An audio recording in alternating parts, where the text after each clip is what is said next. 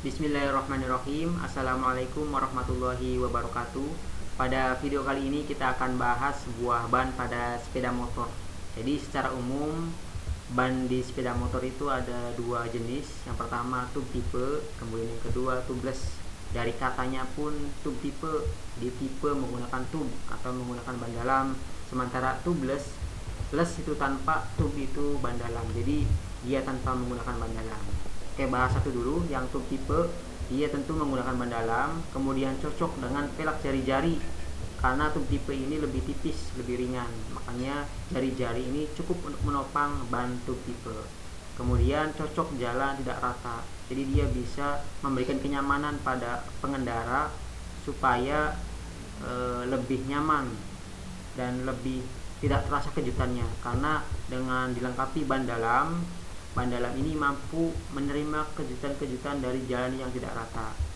Kemudian yang terakhir, harganya tentu lebih murah dibandingkan dengan tubeless. Sementara ban tubeless tanpa menggunakan ban dalam, kemudian pelaknya racing, cocok karena racing cukup kuat untuk menopang tubeless dengan ban karakteristik yang cukup berat. Cengkraman ke jalannya pun lebih kuat dibandingkan dengan tube tipe, jadi dia lebih menempel di jalan. Kemudian lebih kuat terhadap benda-benda yang tajam, sehingga untuk terjadinya ban bocor itu lebih kecil dibandingkan dengan tube tipe. Di ban tubeless itu ada dua tipe ya. Tubeless itu tanpa menggunakan ban dalam ada dua tipe, ada radial, ada bias. Nah, ini radial, gambarnya seperti ini, alurnya seperti ini. Kemudian pelapis-pelapisnya juga ada 4. Sementara bias ini lebih jejak alurnya. Kemudian dia ada 2 lapis nilon di sininya. Kemudian bentuk-bentuk lainnya juga berbeda kalau dilihat dari gambarnya.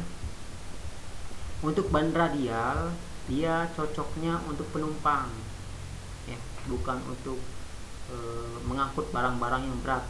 Kemudian lebih ringan ban radial ini. Kemudian dia lebih tahan panas. Kalau dipakai jarak jauh, ban itu panas dan dia lebih tahan. Kemudian cocok juga untuk motor balap atau motor sport atau motor dengan kecepatan tinggi. Kemudian dia cocok juga dengan jalan yang jauh. Selanjutnya, rolling resistance-nya kecil.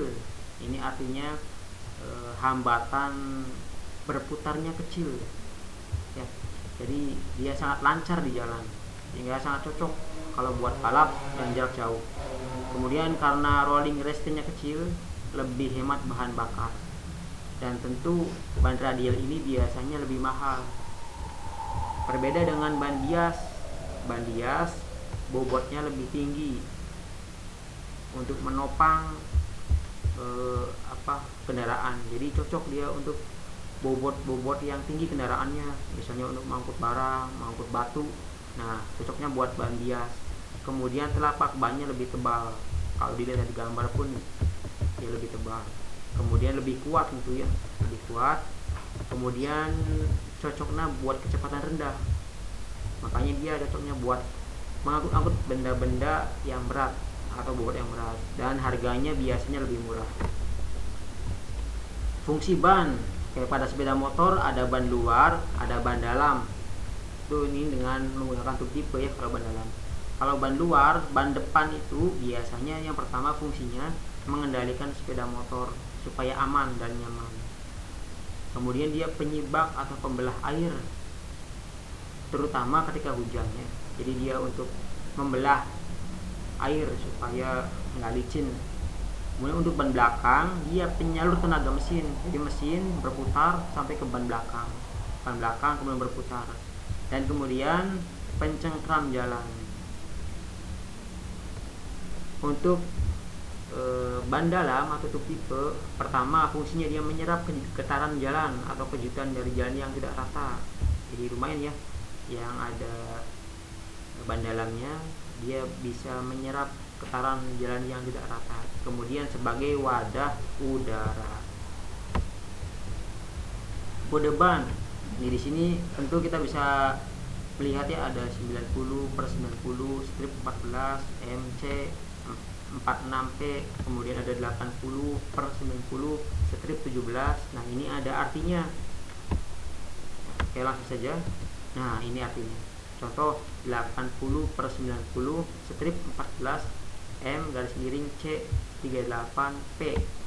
Di sini yang 80 itu lebar tapak ban dalam milimeter. Kemudian 90 ini tinggi ban aspek rasio. Dari sini ke sini itu 90% dari 80. Gitu ya. Jadi kalau lebar tapak bannya bukan 80 tapi 100 misalnya di sini, berarti untuk tinggi bannya 90% dari 100 di 90. Kemudian untuk 14 ini artinya diameter ya, diameter dari sini ke sini. Kalau 14 biasanya untuk motor-motor matic. Kalau 17 biasanya untuk motor-motor bebek atau sport. Kemudian di ban juga ada kodenya, arah putaran, kemudian detail konstruksi, kemudian identitas dari merek ban, kemudian tipe bannya apakah radial atau bias. Kemudian di sini ada tubeless atau tube tipe. Dan di sini pun biasanya ada kode produksi. Kalau ini 06 berarti dia minggu ke-6. Minggu ke-6 berarti bulan Februari. 15 ini tahun produksi. Jadi ban ini diproduksi pada minggu kedua bulan Februari atau minggu ke-6 dari awal tahun dan pada tahun 2015. Makanya kalau kita beli ban sebaiknya tahun produksinya lebih muda. Misalnya 0621 berarti bulan Februari, bulan minggu kedua tahun 2021. Kalau di sini misalnya 01 berarti minggu pertama bulan Januari. Kalau 08 berarti minggu ke-8. Minggu ke-8 berarti akhir Februari dan seterusnya. Kemudian di sini biasanya ada standar nasional Indonesia, kemudian ada bahan dari ban nilon, kemudian ada di sini made in mana, made in Indonesia, made in Jepang, made in Korea, made in Cina. Kemudian yang ini 38 ini beban maksimum. Jadi ban ini beban maksimumnya 132 kg untuk kode 38. Jadi kalau ada yang berboncengan sampai 4 orang ditimbang melebihi dari 132 tidak rekomendasi. Atau boncengan 1 orang tapi yang 1 orang ini beratnya 100 kg misalnya. Nah ini enggak direkomendasikan untuk kode-kode yang 38. Kemudian untuk P ini batas kecepatannya.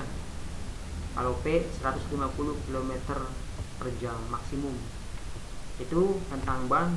Mudah-mudahan ada pencerahan mengenai pengetahuan tentang ban sepeda motor. Terima kasih. Assalamualaikum warahmatullahi wabarakatuh.